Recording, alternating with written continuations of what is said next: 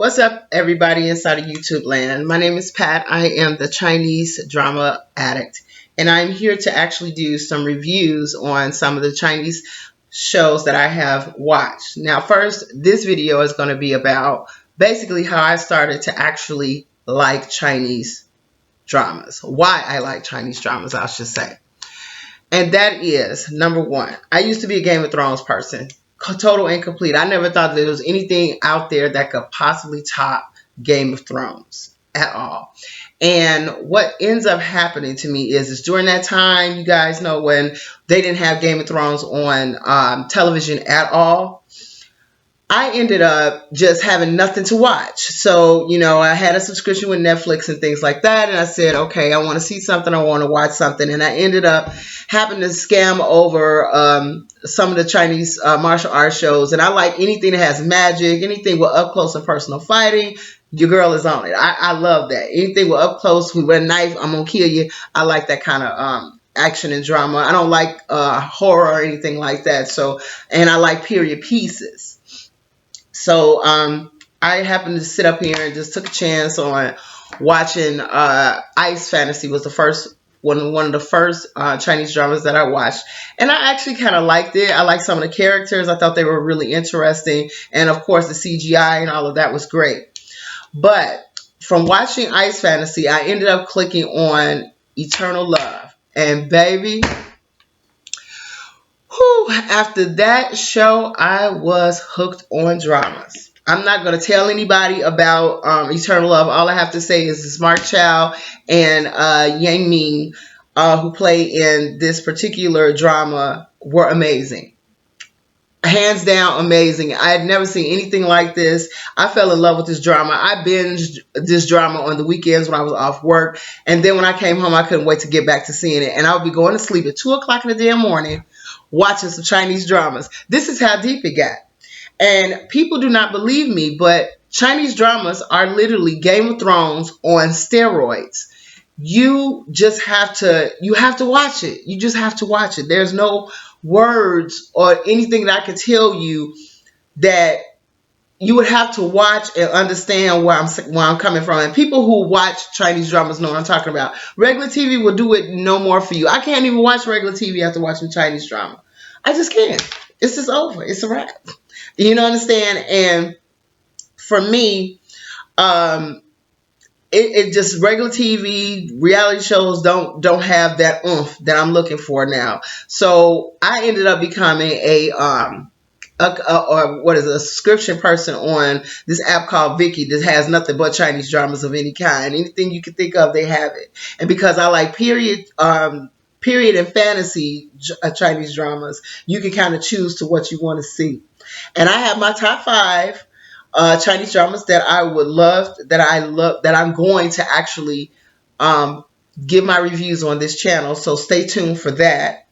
And this video is basically about why I like them.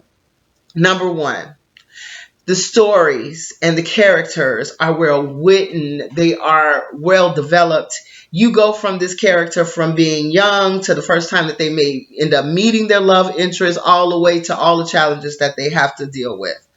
Number 2, the martial arts, off the chain. Off the chain. It don't get no better than somebody whooping somebody's ass fast who's talking crazy. I love it.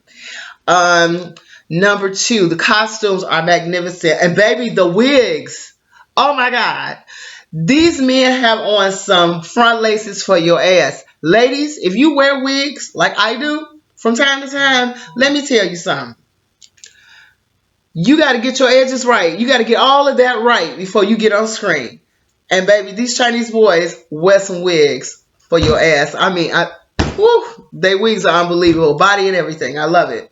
Number 3 would be, for me, the drama. Baby, these Chinese dramas have drama for your ass. From the love story to, the challenges, the haters, everything. It gives you everything.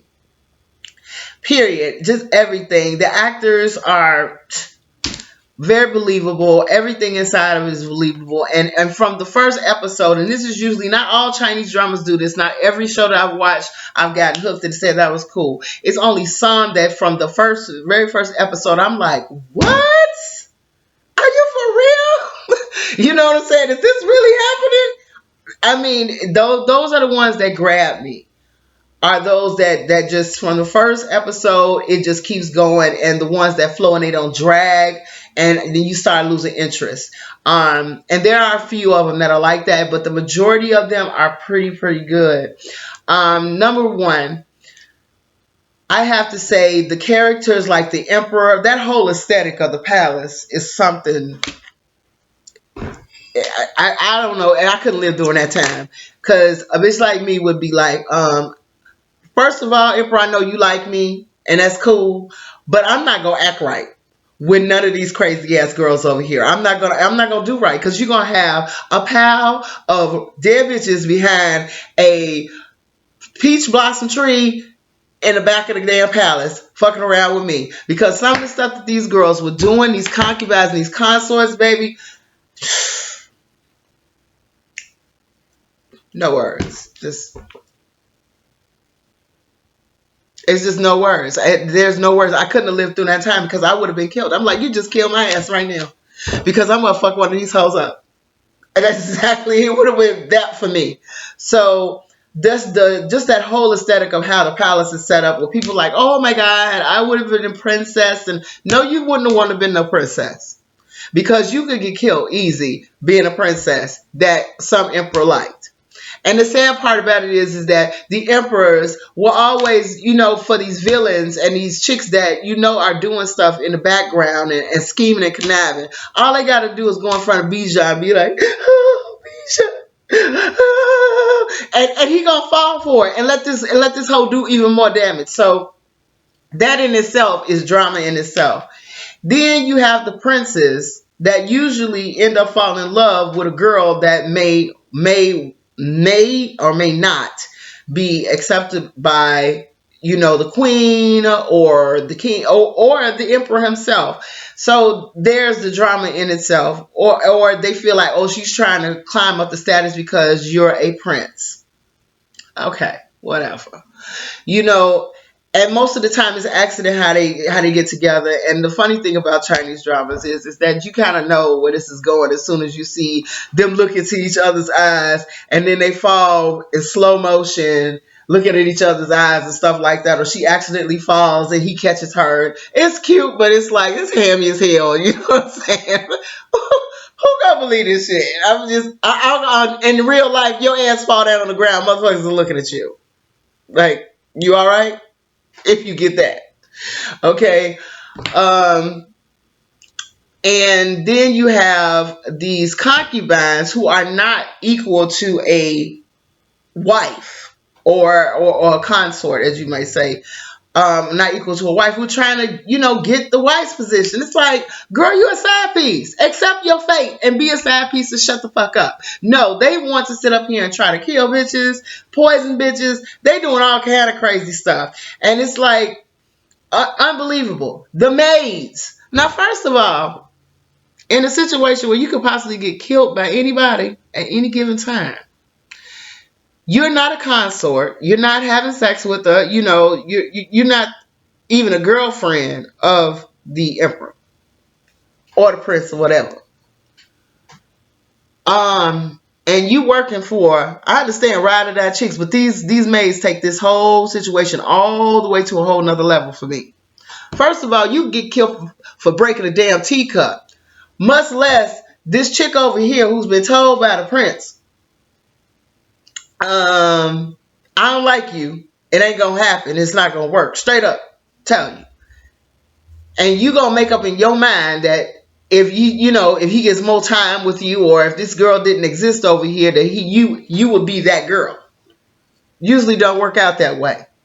But they send these maids to do their dirty work, and I'm like, if in real life, if I was a maid, you sit up here and it's clear that this man is not liking you like that or on you like that, and then you sit up here and tell me go poison this ragged bitch over here, I'm gonna tell you, no, bitch, are you crazy?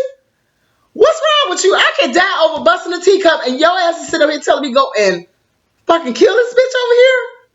Then they are so out of pocket. It's like they are so out of their status level. You just go and this girl meets somebody or she says something. First of all, your girl that you work for says something slick and crazy to somebody she don't even know because she's on some jealous shit, and you go and smack the girl. First of all, I don't have no problems with her. You got a problem with her. I understand I'm your ride or die, but damn. Okay? Crazy shit like that. So the maids are in the mess. The Urics are in the mess. It's so much drama going on inside of this. And then there's this love story that's happening too. So in Chinese dramas, baby, it's drama. You got your friends, and then you got your enemies, and then you got these girls on the side. You got girls, if you get pregnant by this man, they trying to kill your ass and burn your house down while you trying to give birth. It don't get no more crazy than that. So that is the reason why I like Chinese dramas. Their drama tops all dramas of all. And the second thing, if men were like this, it would not be a lot of crazy bitches walking around if they were like how these Asian guys play in this. And I've been over to China. I went to China in April of this year, and I just wanted to see this place for myself because I went to the Palace of I watched the Palace of Yanxi, and that happened in Forbidden City. So I took a trip over to Beijing. That's how much Chinese dramas have influenced me, honey. I actually got on a plane, sat for 13 damn hours on a plane beside a man with the most stinking breath, the smell like he had been eating shit his whole life, to go over there to see where one maid worked her way all the way up to the level of damn near empress and bagged her emperor. Yes, that's how much Chinese dramas have influenced this bitch. So I went over there and I got a chance to see a lot of things. But what I saw in Chinese dramas was and somebody tell me if this is true. Are Chinese men this direct? Because if they are, I need me a Chinese man. Because these girls are being told from hello, they say I like you, and they trying to do the whole flirt thing, and these guys got a straight face like, bitch, no. You took me being nice to you too seriously. You overthought it. No, I don't think of you that way, and goodbye. It don't get no more straight in your face that I ain't fucking with you at all like that. Honest, these guys is telling from the door. It is not like that. You overthought it. I'm sorry if you took it that way, but baby, it's not that kind of party. And these girls are still pushing the point. Now, ain't nobody got to crack my face like that. And me have to put my face back together with all kind of glue after a conversation like that with no man. But clearly, these girls do not get it in these Chinese dramas. And baby, that's where the drama really takes off. Because they think that this new girl ain't nowhere near where they are as far as, I'm that bitch. I don't know where she comes from, but I know he's going to like me for this or that, or because I'm this daughter of somebody's, general or this and that. And this girl is somebody poor or somebody not on the same status. And I don't understand how he could even look at a girl like that. Well, that's in real life. Everybody gets that in real life. But honestly, in Chinese dramas, these guys are very honest. And if a lot of men were honest like the way these boys are honest in these shows, a lot of shit would not be happening in relationships. A lot. And these guys in these dramas are so unbelievably, when they care, they fucking care, and they are in their feelings, they crying, they spilling their guts, they telling you it all. And when they don't, you really get upset with them because the girl is saying what she feels and he's not saying anything, and he has his reasons, and we as the viewers understand his reasons, but it's like it comes to a point where it's like, bruh, come on, tell this girl before you lose this girl. And then the other dynamic that you have in these Chinese dramas is when you have a bad ass woman, she got the brains, she got the looks, she's got the conversation and everything is vibing. Be ready for competition, baby. Because these boys is coming for your heads. They grabbing the girl by one arm and the other one's grabbing the other arm and he ain't letting go like, ain't no respect there. I'm taking your woman. Get over it. I love that. I love it. So I've never seen acting like this. I've never seen stories like this where it's like, hey, the other man is standing there like, I'm not finna be ignored. So deal with it, bro. Because I'm finna get your girl, whether you like it or not. And the sad part about it is that the guy who may have that spot at the moment acts a fool, and you just know there's the opening for the other guy because she was kind of liking him, but you know she took to you because you jumped in front. Sometimes jumping in front ain't always a good thing because some people can hang back and still get your girl. And then sometimes you can hang back too long and lose your girl. So, as I say, when it comes down to Chinese dramas, these are amazing stories. I think Game of Thrones is like 8th grade and Chinese dramas are completely senior graduate. Okay? So, and as much as I like Daenerys and Arya and all of those different actors, I have to say I have found in Chinese dramas a gratification that there are no words to describe. So on this channel, I want you to enjoy with me some of my reviews, and I want to get your thoughts about how you feel about certain Chinese dramas, certain ones that I've seen so far. The ones that I've seen so far have been my top 5 have been Eternal Love, Nirvana, I think it's called Fire in Nirvana or Nirvana Fire on Nevada on Fire, with Hugh G and I have my favorite actors too. I swear to God, these guys are so cute and just. But anyway, back to the top 5. Eternal Love, Nirvana on Fire, and then what is that? Yanxi Palace, the story of Ye Ming, Ming, and let's see, and the other one I would have to say would be, and this is only because I love him as an actor, would be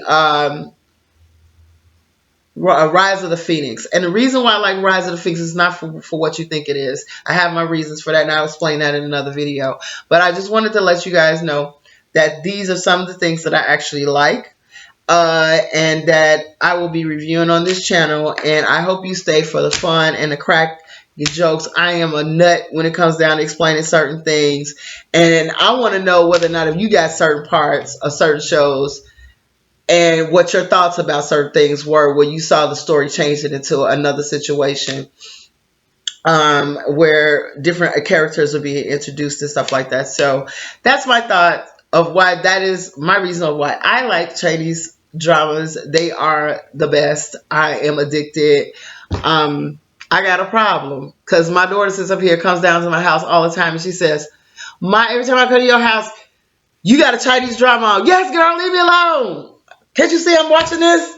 And yes, the Chinese dramas are subtitled. So if you're not a person that likes to read, and believe it or not, the subtitles will not bother you after a while because the brain does something. After a while, if you're looking at it, you just get used to reading it and watching it, and then it becomes as if they're actually talking English to you at some point. And because you understand what's going on, it's cool. And my daughter's like, I'm going to videotape you watching this sometimes. So every once in a while, I'm going to put in some inserts of me watching some of these shows so you can get your laugh on and watch how I feel. Because I'm quite sure that some of these dramas have you screaming at your TV. Like, what?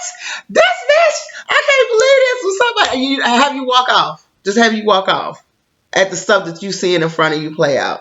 So I have to hand it to all the actors, amazing actors in a lot of these dramas. The writers, magnificent writers. Okay, some of these actors need to get some Golden Globes, whatever they do in China, and these people get these awards. They deserve them, hands down, deserve them. So I'm an American over here watching Chinese dramas. I want to know how many Americans over here over in the U.S. watch Chinese dramas. Do you get your life like I get my life? Because honestly, when Netflix started showing Chinese dramas, I was like, oh my God, they just not putting enough of them out there as far as I'm concerned. So until next time, next video, I will be reviewing Eternal Love, and I want to get your thoughts about that. I'm not going to tell everything because everybody has not seen Eternal Love, but Eternal Love has been out, I think, for about 2 years now, and it is now on Netflix so that you can be able to watch. So it's Rise of the Phoenix and Ashes of Love. I like that, but I didn't like how it ended. I was a little over it. I know everything can have a happy ending, but damn, that's all I got to say about that. So I'll see you guys next time. Please subscribe to my channel, and I want to be able to get a dialogue with different people who like Chinese dramas. So until next time, it's the Chinese drama addict Pat, and I will see you later, darlings. Bye.